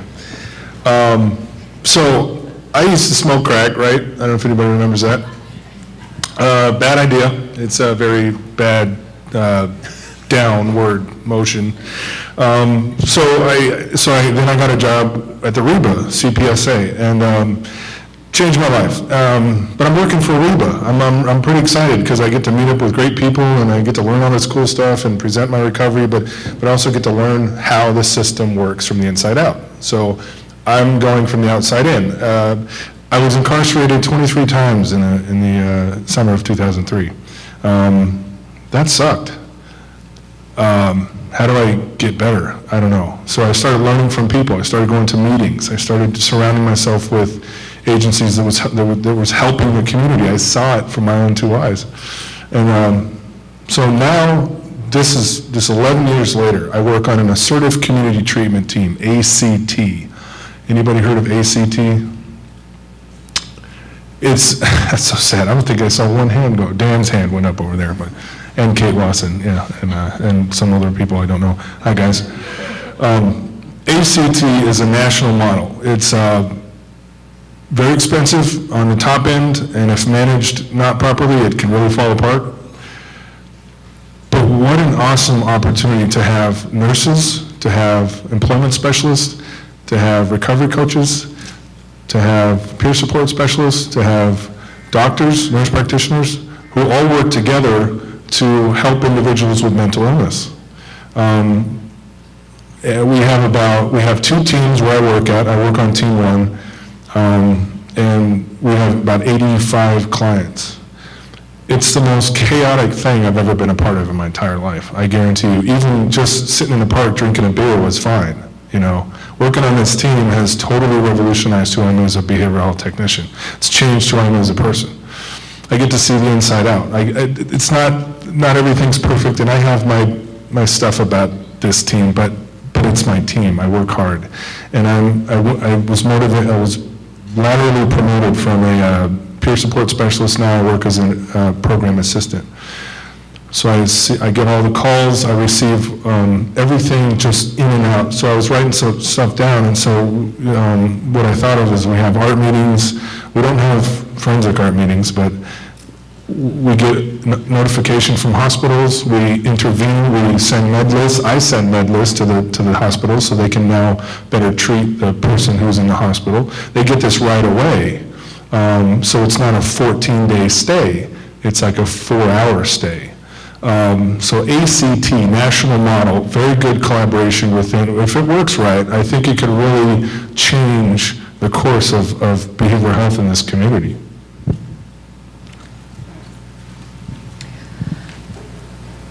In Pinal County, I would say there was about 10% of Title 36 non-emergent petitions that we were involved in. And I think better utilization of the non-emergency process would be best, because it's very often in the emergency process that witnesses, family members are talking about symptoms and concerns that have been existing for a week, 2 weeks, 2 months. And I think the misconception is full-blown emergency, the person's immediately dangerous to themselves and others, is when a person should be accessing care. Again, I think that the education, continuing education to the community, to family members, of identifying symptoms and getting ahead of that and initiating that process before that person hurts themselves or hurts others. So I feel better utilization of the non-emergency process is something that would be an improvement in the Title 36 process. Very good, thank you. As again, part of my theme and one of the reasons I got involved with Mary Lou was can we somehow kind of impact county leadership to focus on this process? Because you guys all manage process and do your best every day and do good jobs every day. But how can we bump this level up? What would good county leadership look like regarding this? And how can we ask for better county leadership? And what would that mean? Anybody take a shot at that? I'll do a little bit. I have to, admit that in my county, probably from county management's perspective, the biggest aspect of managing the Title 36 process is they're probably the primary concern is managing cost. And they aren't involved directly in patient treatment. They don't have direct contact with the system and with the needs of the individuals who have mental health needs. And I don't know, maybe it's something that we all need to take more responsibility for, those of us in the counties who actually do have that interface with actual patients and stuff, to make them see and understand that really a part of managing cost is having more of a holistic view of what the costs are of not engaging people in the mental health system earlier, to keep them out of our jails, to keep them out of the hospitals and stuff like that. I'm not sure. I mean, there's so many things that the counties have to worry about, especially at the highest levels. And I'm talking about your county managers, your board of supervisors, folks like this. This is just one small blip on their radars in a massive ocean of things that they have to worry about. It's something we've got to change. I have some thoughts. Yeah, great. I think Pima County, our county administration is actually really engaged, and we're very fortunate that we do have county government that sees this as a community issue, sees this as their constituents' issue, that it's they see it as a health crisis. It's not a mental health crisis. It's nothing short of a health crisis and a public health crisis, and it needs to be addressed. That's how Pima County administration views the situation, and I'm grateful for that. It makes my job a lot easier. For those counties where perhaps county administration is a step or 2 or 3 removed, I think those agencies and those entities on whom the costs of not doing things falls and backs up your emergency room or does whatever, I think it's incumbent upon those entities to bring it to the attention of their county administration. Whether the county directly pays the claims or doesn't, it's still a county-wide issue, and it's still an issue for all of the constituents. It's still a public health issue for the entire county, whether they're directly paying those claims or not. So I think that's how you get your county administration involved, is that it's like anything else, your constituents have to make you do it if you're not willing to do it. Yeah, I was just going to, I second that, and I think, you know, to the extent that counties are responsible for paying for county jails, that's probably the easiest and most transparent thing that you can do, because I think that the people running the jails probably are pretty sure about how many of their people in jail are showing acute signs of mental illness and how much it costs to have them incarcerated there on a daily basis, and how much it costs as they sit there for months undergoing competency restoration or whatever, only to be found not competent months later, when actually if they had stood trial on those charges, they probably would have been long, released. But in any event, I think that's the easiest. It's much harder to quantify the expenses of people waiting in an emergency room, and counties probably are less concerned because they're not actually having to pay those charges, where they are having to pay for the staff in jail. And I think in general, a jail bed is more expensive than a hospital bed. I don't think a jail bed is more expensive than a hospital bed. Prison bed is. A prison bed might be. I do think that how at least in Pima County, our hospitals are big employers, and they have a lot of pull with the community. Their voice might be a bit louder than other voices, and so if it's costing them money to have people sit in beds that they can't get out of their beds, or there's people in their emergency room sitting next to the 95-year-old grandmother, and you've got a psychotic 23-year-old, and you are getting complaints, it's not a safe situation for the hospital. It does cost them money when they aren't getting reimbursed for that bed because there's no payer source, but there's no safe discharge. I think the hospitals could and would very easily quantify the cost to them, and make that a concern that they bring to the county administration. It might help, though, if I explain, since Maricopa County is the most populous county, that it's also the only one where the county actually is no longer responsible for the court-ordered evaluation process for paying for it. Because of the Arnold versus Sarn lawsuit from back in the 80s, Maricopa County sends its money to the state. The state then contracts with the REBA, which then contracts with agencies, hospitals, to do the process. So I would guess, I don't want to speak for Maricopa County government, but I would expect that they don't want it back. Because their, $60 million, I think it is now, is kind of set with a set escalator. So to the, I think. And I don't think there's any reason why they should take it back, frankly. And I wouldn't. However, if I'm paying $60 million for something, I expect something back for my money. I expect some performance. Yeah, I think that they don't, I think that they would like to remain apart from it, because then they're not responsible for it. But that's what I mean by the hospitals and the community. You hold them accountable. It is still their responsibility. It isn't just the matter of writing a check. Well, Paul, and somebody earlier in this panel mentioned the idea of keeping good data, and cost data is one of those magical things. And people are right. If you go to the county administrators and say, we need more money, it's much better to have data that says we're saving this amount by doing this. I know we had representatives here from the MIST team earlier today, but one of the things that after that was started, the number of SWAT incidents in Pima County, or in the city of Tucson, went from like 12 to 1 a year.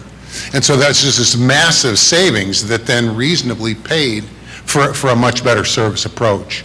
And I think that's the sort of thinking that somehow needs to get integrated into this conversation, so that we get the best value for the dollars that get spent. So I think data is an enormously important issue.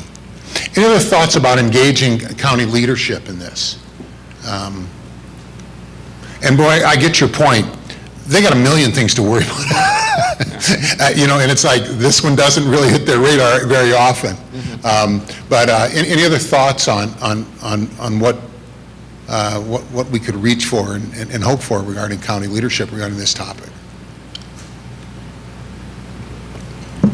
Well, I just got to echo the specialized teams that we have here in the state, and especially in Tucson, Pima County, and I know there's initiatives going on. I just really feel how important that is as a team approach. I don't know how many times I wrote the word team down here. It just kept coming out of my brain.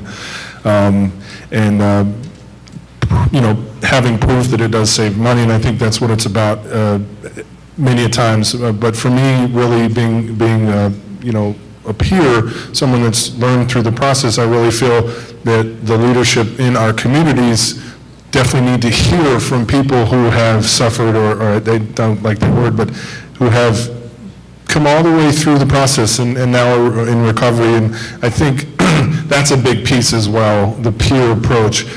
I could be a peer, I could be a underwater basket weaver, and maybe I'm good at it, and there's other people that do underwater basket weaving, right?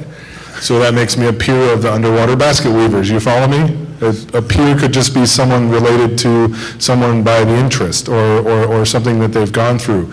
So a peer for me is I don't even really so much like that word necessarily, but I'm a peer. I'm someone that's been through the process. Me, people like me, sharing to the legislature, to the state. I'd love to go to Governor Ducey's office and talk to him and say, hey, this is what has worked in this community. In my community, this is what has worked in a lot of other communities. There's a lot of people in this room that are doing great things. There's a lot of people in this room that have established great things in their communities, and I think that's really what's important, to not start from scratch, but to build on what we have and sharing real-life examples.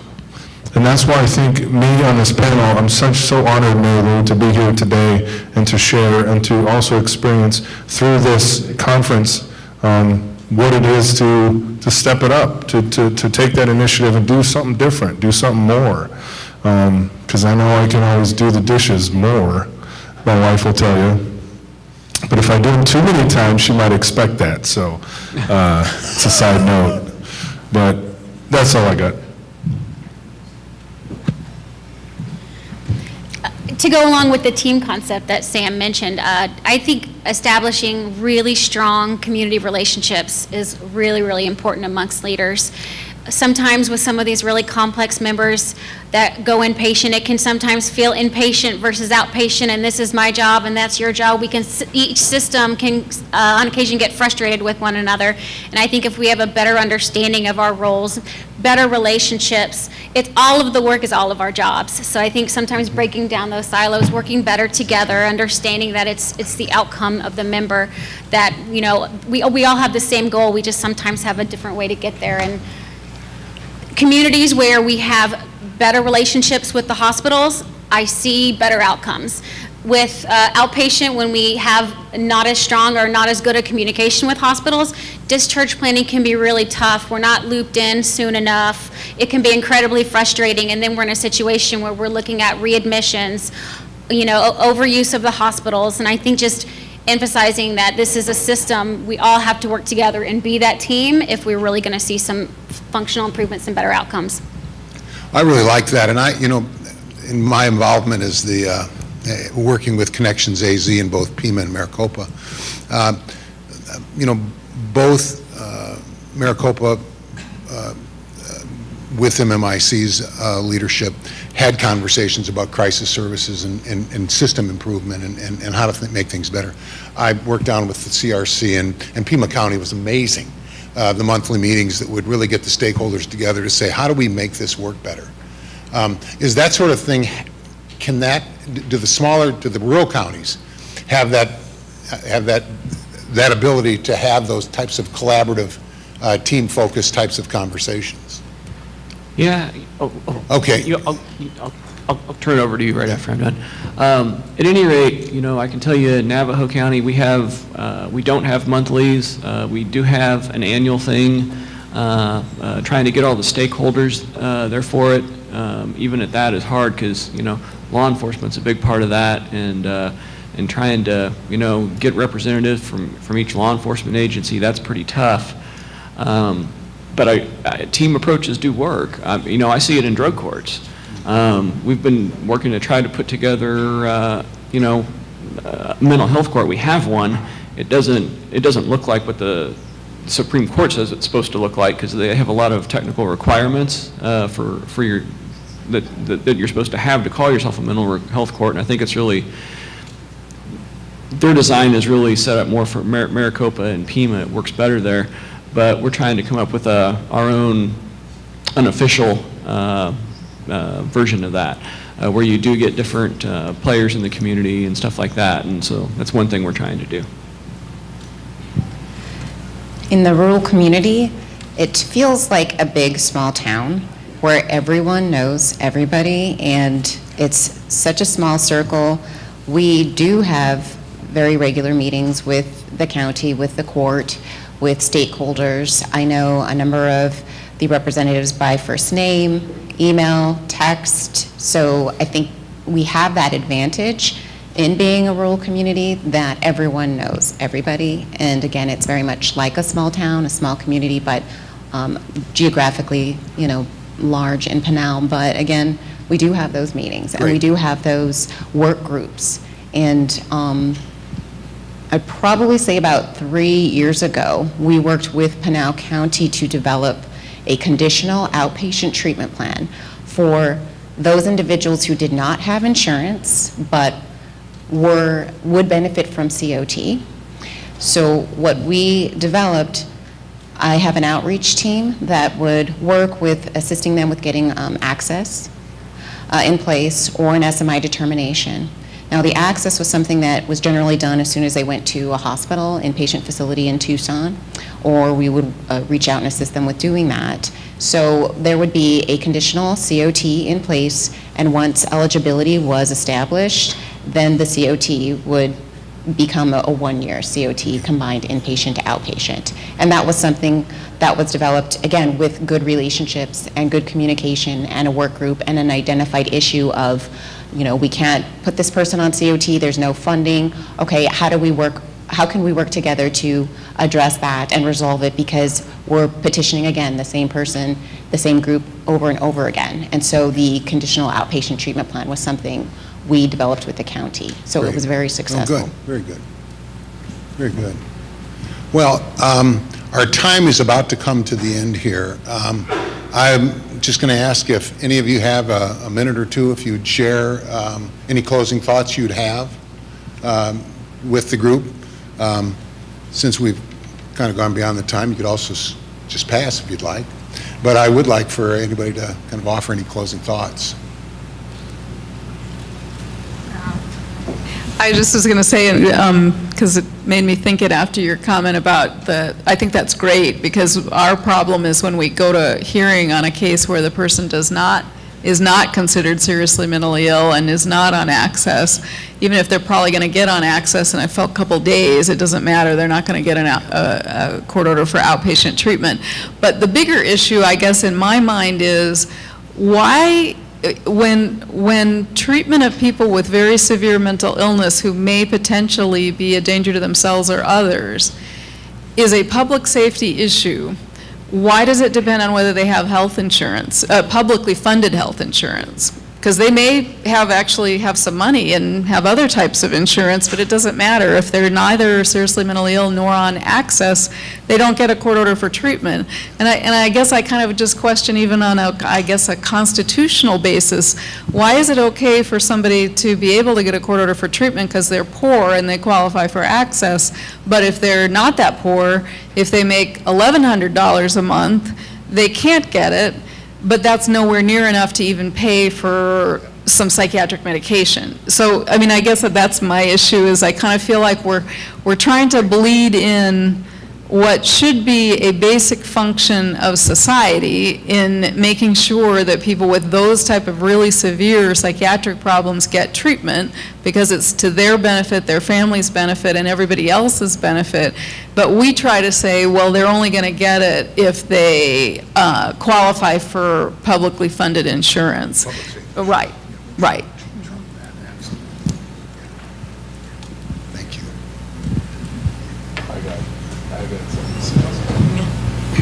Hey, guys.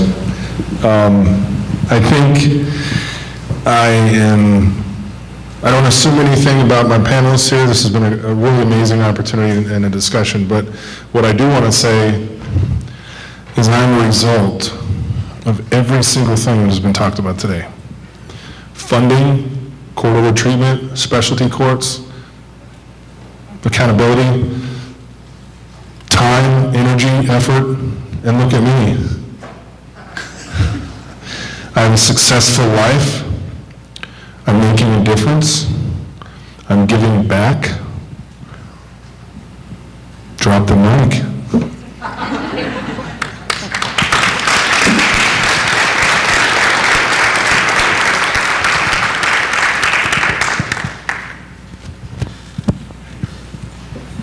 I just want to, representing again Pinal County, I can't say enough of how excited I am, again, managing our mobile team services and having our health homes. Again, we went for a period of perhaps 2 years without an inpatient agency and referring everybody to the ER if we couldn't directly admit them into facilities, again, out of county. And so with these facilities online, it's been a game changer, and I know there are and continue to be issues with Title 36, and there's always room for improvement, but again, with those facilities coming online in Pinal County, we're coming along, and I'm just so excited about that, because in crisis, it was very easy to identify the need, but connecting the individual to the need, connecting them to that evaluation, to the resources, which are, again, limited in rural areas. Now having our own dedicated observation unit and inpatient facility is just very exciting. So for anybody thinking about moving to Pinal County, we have that available before we didn't. And again, we were working up against the volumes and challenges of referring out of county. And it was really the elephant in the room when we'd have behavioral health members in crisis sitting in our ERs, and to refer them to a level 1 facility out of county, it was, okay, they're in Pinal County, okay, what do we have in our local ERs and local teams and what have you. I mean, we were really up against a challenge, and so I am at least grateful and identifying that progression within my county of having those resources brought and established. All right, well, panel, thank you very much. As I have an opportunity to say a closing comment too, I want to thank David's Hope for having me come in and participate and be a part of this. As I look to the future, I'd like to think that I'll come back to next year's conference. I'd love to hear that we made some differences because of these conversations, that we got more teamwork across counties, that we had advances in better access to this tool for families and for people who care about other people. So thank you again to the panel. Thank you to David's Hope, and enjoy the rest of your afternoon. Thank you.